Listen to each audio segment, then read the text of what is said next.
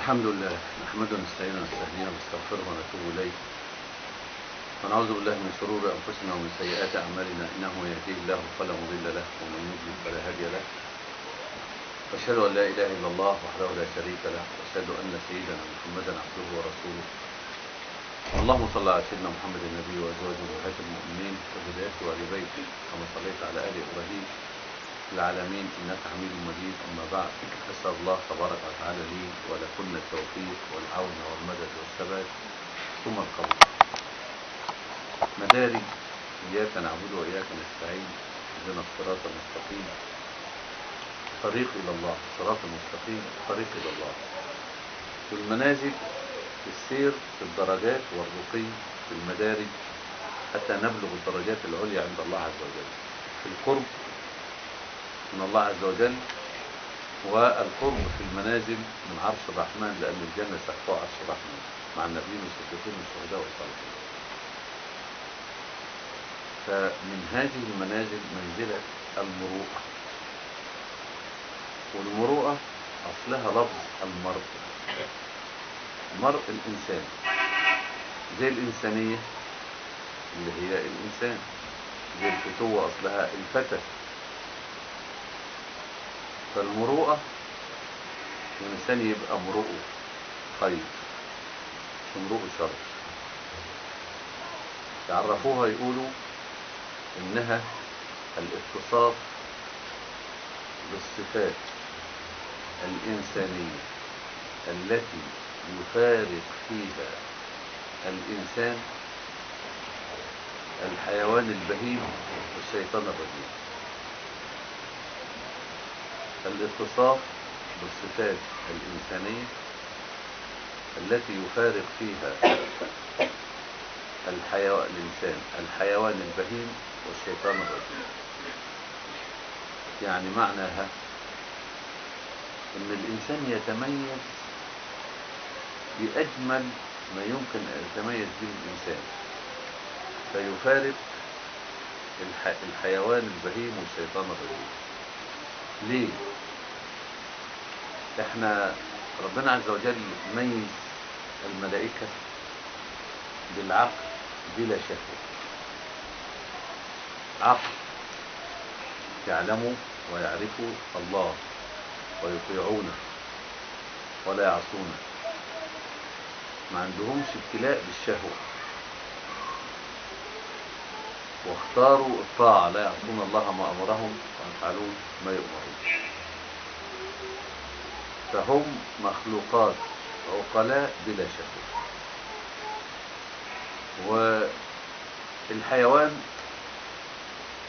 ربنا خالق صنف الحيوان وجنس الحيوان شهوة بلا عقل، شهوة بلا عقل. والإنسان ربنا خالق له العقل والشهوة، العقل والشهوة. وعدو الإنسان اللي هو الشيطان لا يستخدم مع الإنسان إلا العقل والشهوة، عقل والشهوة. كيف يتحكم في العقل فلا يعقل عن الله، وكيف يتحكم في الشهوة فلا يشتهي ما عند الله، يصده عن السبيل. فالأصل العقل والشهوة، العقل والشهوة. ولو احنا أدركنا الخلق الأول لعلمنا أن أول معصية عصي بها الله الكبر، بعقله باختياره فقط قال إيه؟ أنا خير منه، خلقتني من نار وخلقته من طين، أبى واستكبر. فكانت أول معصية الكبر. المعصية الثانية الحرص، اللي عصى فيها آدم الحرص على أن يكون ملك دائم في الجنة. هل أدلك على شرف الخلد وملك لا يبلى؟ كانت الحرص، الحرص اللي هي مبعث الشهوة الاشتهاء. فهما أمران مسلطان على الإنسان عن طريق العدو. وربنا خلق الإنسان عنده عقل يختار وعنده شهوة إن هو يحرص. مهمتنا في هذه الحياة الدنيا كيف نصل بعقلنا ألا يتحكم فيه الشيطان، فنتميز بالعقل. إن هذا العقل عبارة عن إيه؟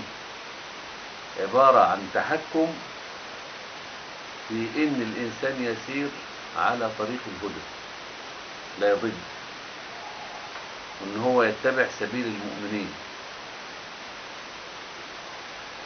لا يتولى غير الله عز وجل.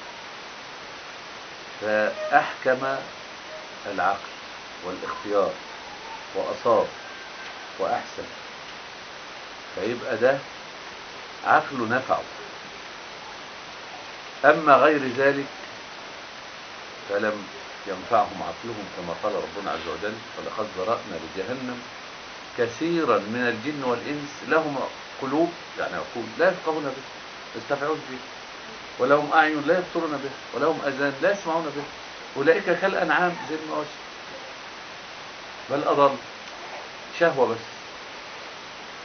لأن اللي هم استخدموا عقولهم من أجل الحصول على الشهوات ومطالب الجسد، هؤلاء يعيشون عيشة الحيوانات، والحيوانات خلقوا لهذا الأمر بلا عقل. أما من خلق بعقل فتغلب عليه شهوته ويلغي عقله، أولئك كالأنعام بل هم أضل، أولئك هم الغافلون، أولئك هم الغافلون، مثل الحيوانات. لأن الحيوانات شهوة بالعقل، يتمتعون ويأكلون كما تأكل الأنعام، والنار مسوى لهم. إذن هناك عقل يتحكم فيه الإنسان يميزه عن الحيوان. هذا العقل يجعله يحب الآخرة عن الأولى، يعمل للآخرة ويجعل حياته كلها لطلب الآخرة مش الدنيا اللي هي المتاع القليل. شهوته لا تتسلط عليه، يملك أمره فيجعله كله لله، يجعل أمره وشأنه كله لله سبحانه وتعالى، منقاد بعقله بإيمانه، فلا يغتر بالحياة الدنيا ولا يحرص على الحياة الدنيا. فده يبقى نفعه عقله وأصبح من العقلاء اللي تدبروا الأمر واختاروا نعيم الآخرة على متاع الدنيا القليل، وألزموا أنفسهم بهذا الأمر، فعصوا هوى النفس وخرجوا من حبائل الشيطان، وزينة الدنيا أخروها، لم تغرهم الحياة الدنيا ولا زينتها، تركوا زينة الدنيا قبل أن تتركهم وعملوا لما بعد الموت. هؤلاء العقلاء الأكياس، كما قال النبي صلى الله عليه وسلم: الكيس من دان نفسه وعمل لما بعد الموت. عشان احنا نتصف بهذا الوصف ونمشي بهذا الطريق، لابد أن تتحقق فينا المروءة، هي جماع الفتوة من الفتى والإنسانية والخلق. إن احنا جعلنا همنا هم واحد، هذه النفس كيف تتزين وتتحلى بما يزينها ويحسنها،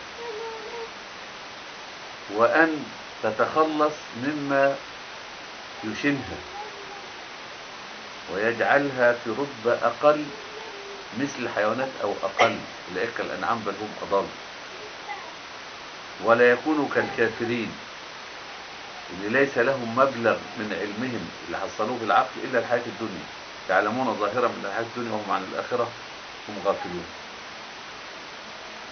إذا هيبقى له مهمة هذا الإنسان، هيبقى امرؤ فيه مروءة.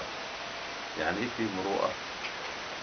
هيتصف بالصفات التي تفارقه، تجعله في فرق، في درجة عن الحيوان البهيم وعن الشيطان الرجيم.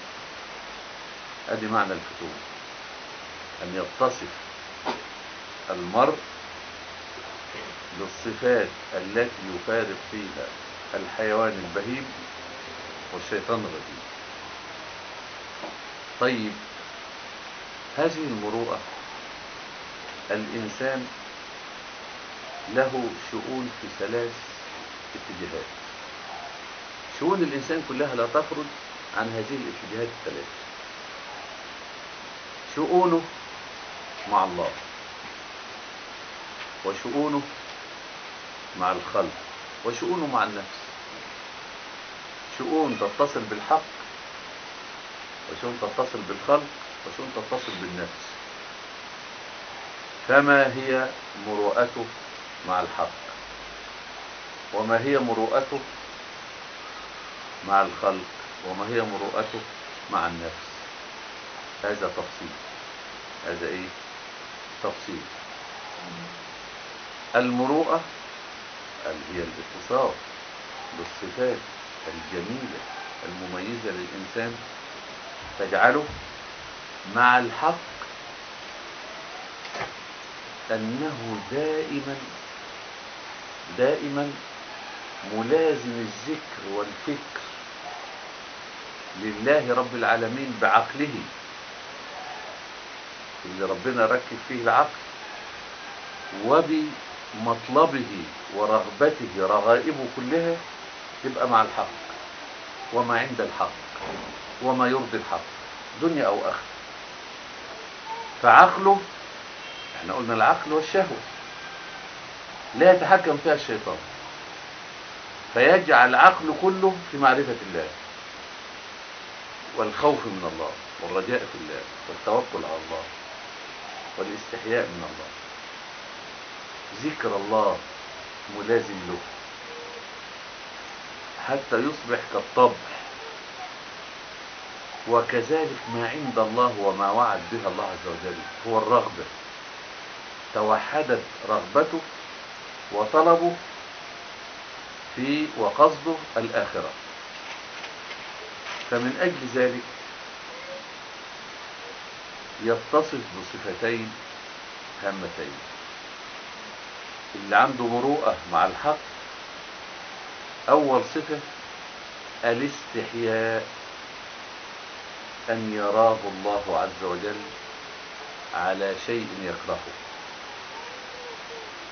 دائما شؤون الإحسان في أي فعل، في أي شيء هو يفيض فيه، قلبه وعقله معلق أن الله يراه ويسمعه ويحصي عليه، وأن الله معه وهو مع الله بفكره وبذكره وبطاعته وبكل ما أوتى من قوة. يبقى ده مع الحق في استحياء، يستحي أن يعصي الله عز وجل. لا يشرب الخمر حين يشربها وهو مؤمن، ولا يزني الزاني حين يزني وهو مؤمن. كيف يأتي إنسان معصية وهو يعلم أن الله يراه ويسمعه والملائكة تحصي عليه وأنه سيحاسب على ذلك، وأن هذا يبعده عن الجنة ويقربه من النار، وأن هذا طريق الشياطين وطريق النار وطريق الشقاء في الدنيا والعذاب في الآخرة. كيف بعاقل يعصي الله؟ احنا قلنا أن اللي يميزه العقل. كيف بهذا العاقل يعلم أن الله يسمعه ويراه؟ صحبة ومعية دائمة. نحن ذاهبين إلى الله، دعينا الله إلى الجنة، يدعو إلى دار السلام، ويطلب منا المسارعة، سارعوا إلى مغفرة من ربكم وجنة، سابقوا إلى مغفرة من ربكم وجنة. فالداعي معنا بملائكته، ونحن مدعوين إلى الوصول إلى الجنة. كيف بمن ذاهب إلى الله وإلى جنته؟ كيف بمن هو يعلم أن الله معه ينسى صحبة الله؟ اللهم أنت الصاحب في السفر إليه، سفر إلى الله، إلى الجنة، إلى الآخرة. مطية الليل والنهار تقربنا من الغاية، وهي في الجنة ولقاء الله عز وجل. فنحن في صحبة مع الله دائما، لا يفارقنا الله بمعيته واطلاعه وعطائه ومدده وحفظه وكل شيء. الحي القيوم لا نقوم إلا به سبحانه وتعالى. كيف يفارقنا هذا الفهم، هذا الذكر، هذا العقل؟ كيف ننسى الله؟ وقد طلب منا اذكروا الله ذكرا كثيرا وسبحوه بكرة وأصيلا، هو الذي يصلي عليكم وملائكته ويخرجكم من الظلمات إلى النور. كيف ينسى الإنسان ويكون مثل الذين نسوا الله فنسيهم؟ أهو هذا الاستحياء، هذا هو العقل الصحيح. والمرء بعقله، المرء بعقله، لأن من فقد العقل مجنون، ومن فقد الانتفاع بالعقل فهو حيوان، حيوان أضل من الحيوان، كما قال ربنا عز وجل لهم قلوب لا يفقهون به أولئك كالأنعام بل هم أضل. إذن هذه الميزة وهي العقل يجعلنا دائما نعرف الله عز وجل.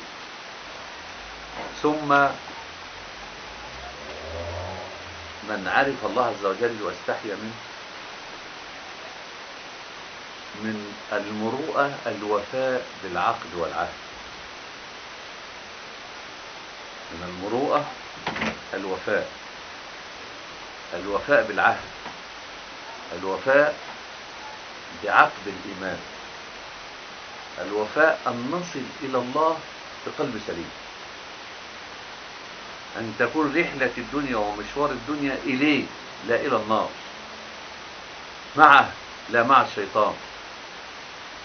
اتباع سبيل المؤمنين، طريق التقوى، وأن هذا صراطي مستقيما فاتبعوه ولا تتبعوا السبل فتفرق بكم عن سبيله.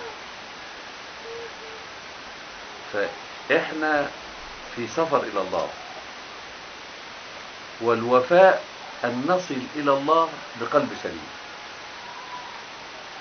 بعقولنا وفطرتنا. وفاء بالعهد أن نكون على الفطرة، على الطاعة، على الإسلام.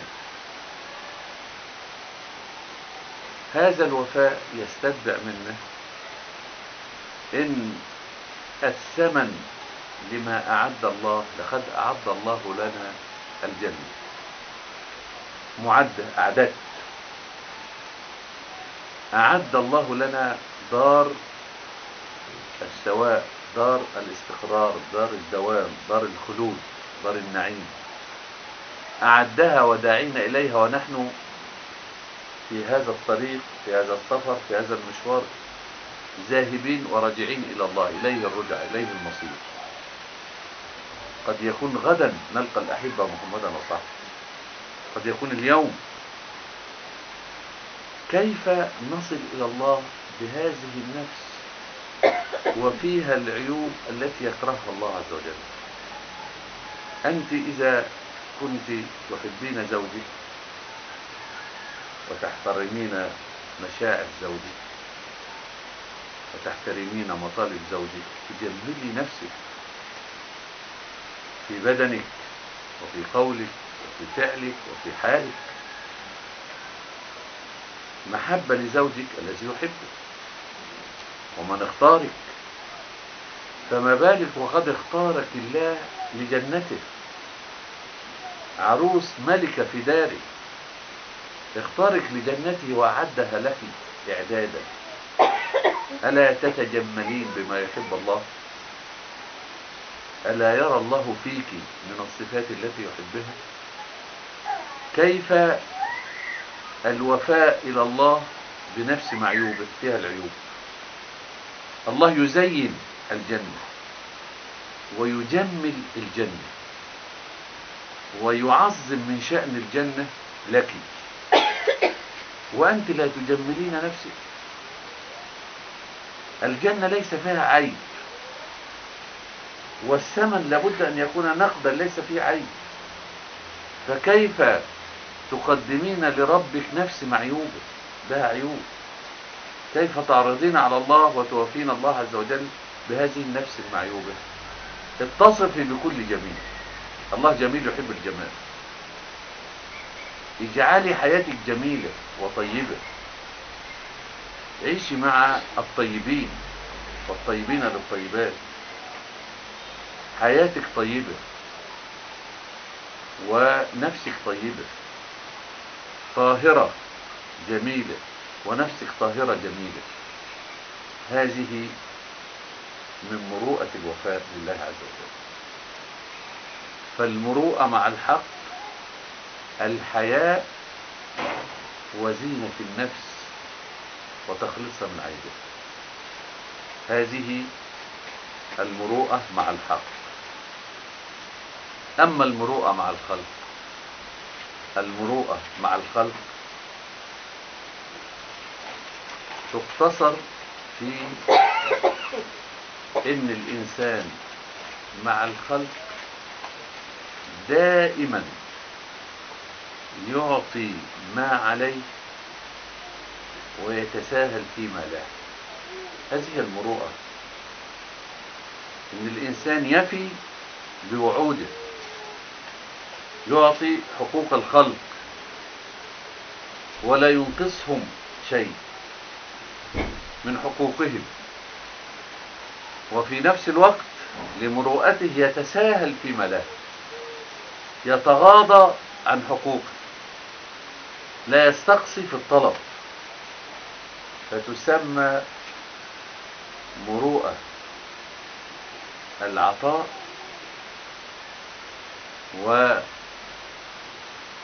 ومروءة الترك، إيجابا وسلبا. في الإيجاب لا يشغلنا إلا الوفاء بالحقوق، ما يشغلناش مطالبتنا بحقوقنا. الشغل الأول اللي يشغلك كيف تفي بحقوق الناس، حق زوجك، حق أولادك، حق جارتك، حق أهلك ورحمك، حق دعوتك، حق. كيف الوفاء بالحقوق؟ هذه مروءة، مروءة النفس. المرء الإنسان الفتي بالخلق ما الذي يفعله؟ هو الوفاء بالحقوق والتغافل والتغاضي عن حقوقه هو. هذه هي المروءة والفتوة. ليس الأمر أن تعطي كما شفنا في الخلق، ليس الأمر في بذل الندى، ولكن الأمر الذي هو الأمر في تحمل الأذى. شفنا هذا في إيه؟ مر بنا في الخلق. من المروءة إذن أن تفي بهذه الأخلاق مع الخلق، تعطيهم حقوقهم كاملة وفاء لله سبحانه، وفاء لله. وهذا من المروءة مع الحق، أنه أمرك أن تتخلقي بأفضل الأخلاق مع عياله وخلقه، أن تكوني ذات خلق، يعني بذل وتضحية مع تحمل الأذى مع الخلق. والمجازي هو الله. بقدر هذا الأمر ستحصلين على منزلتك في الآخرة.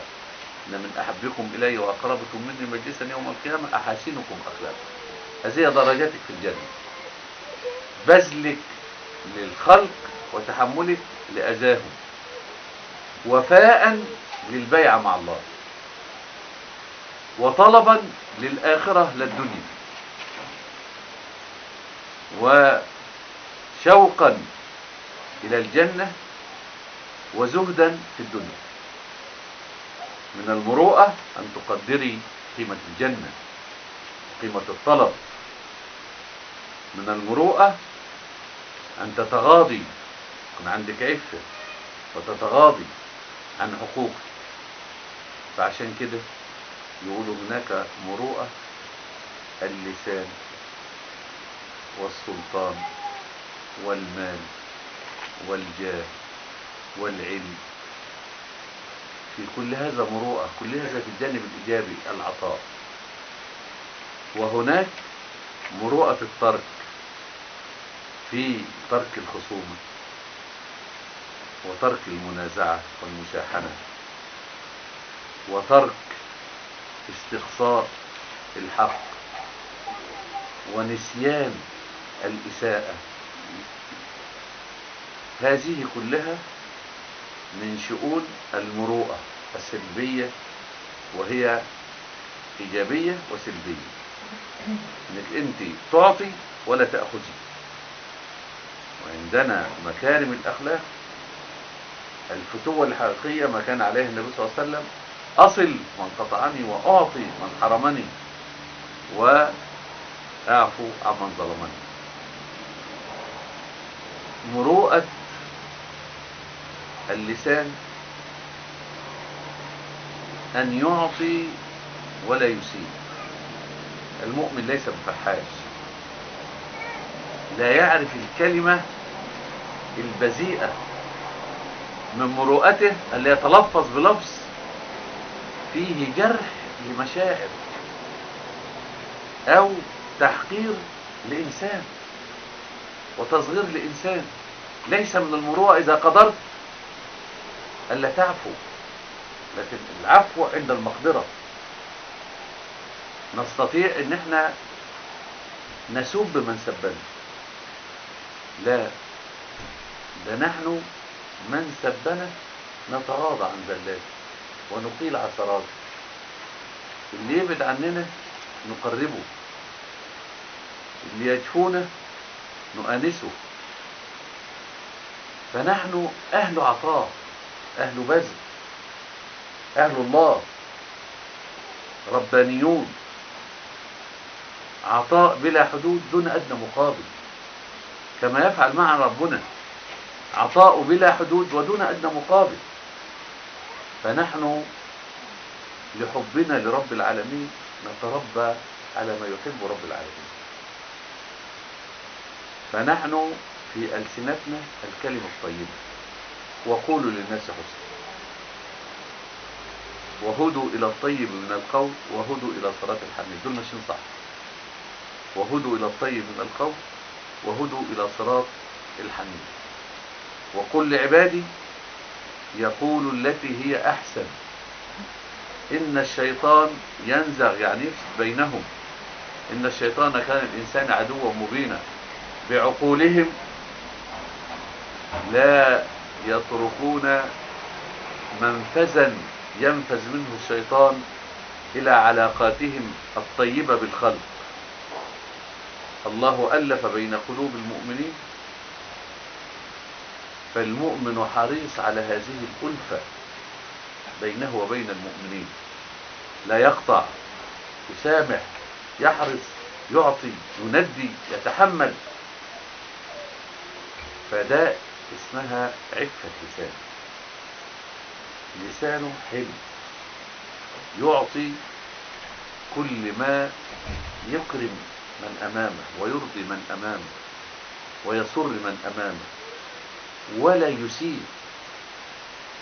عفة ومروءة السلطان أن الإنسان بسلطانه يعز المؤمنين ويشتد على الكافرين. من المروءة أن نرحم المؤمنين، مش إن احنا نؤذي المؤمنين. محمد رسول الله والذين معه أشداء على الكفار رحماء بينهم. فمن المروءة الرحمة بالمؤمنين بالمسلمين. مروءة المال إن المال عندنا طيب نقدره لأنها نعمة، المال نعمة من الله عز وجل، فلا نأخذه إلا من حله، عفة مروءة. أمامنا قدرة أن نكسب بالحرام، لا، عندنا مروءة، عندنا فتوة، عندنا عزم، عندنا عقل، هذه الشهوة تتسلط. فمروءة المال كسبه من حلال والسخاء به على الخلق، هذه مروءة المال. مروءة كل شيء، مروءة العلم ومروءة كل شيء، بذله على الصفة التي يحبها الله في قوله وفي فعله وفي كل حاله. هو عطاء بلا جرح، نعطي ولا نشكر ولا نمن، بل ننسى ما نفعله من خير. من المروءة ألا نجرح كرامة من نعطيه، بل نفرح بفرح الآخذ أكثر ما نفرح نحن بعطاء المعطي. فرحنا لما يفرح الذين يأخذون عنه، كما يفرحون هم لأخذهم منه. اللي بيأخذ دايما يفرح. صاحب المروءة فرحه في أن يفرح الناس، يسر الناس، يجعل الناس دائما في فرح، في سرور، ما يجرحش خاطرهم، يندي حياتهم. فيبقى ده عبارة عن ايه؟ مروءة العطاء. اللي اعظم منها مروءة الترك. من زل نقيل عثرته وزلته ولا نحرج. من فعل إساءة فينا أو أمامنا نتغاضى ونتغافل كأنه لم يحدث شيء. من المروءة للإنسان الله عز وجل يرانا على الفظائع من المخالفات ويستر عليه. فمن المروءة الستر على المؤمنين. من فعل فيك ومعك إساءة استري عليه، لا تشتكيه ولا تعاتبيه ولا تتحدثي عن هذه الإساءات. من المروءة نسيان الزلات، نسيان هذه الأخطاء والستر عليه، ستر على المؤمنين، والعفو، وإن احنا ما ناخدش بحقنا، نترك، نعفو ونعطي ولا نعني ولا نستقصي. مع زوجي استقصاص كل كلمة وكل حركة وكل كلمة نسأله. مع أولادك مش كل حاجة أنت برضه تستقصي مع جيرانك، مع أخواتك، لا، الكريم لا يستقصي. يعني ما نقعدش ليه وليه وعشان ايه. المؤمن هين لين، بش سهلا إذا باع، سهلا إذا اشترى، سهلا إذا اقتضى. فهذه مروءة في معاملة الخلق. يبقى هناك مروءة مع الخلق،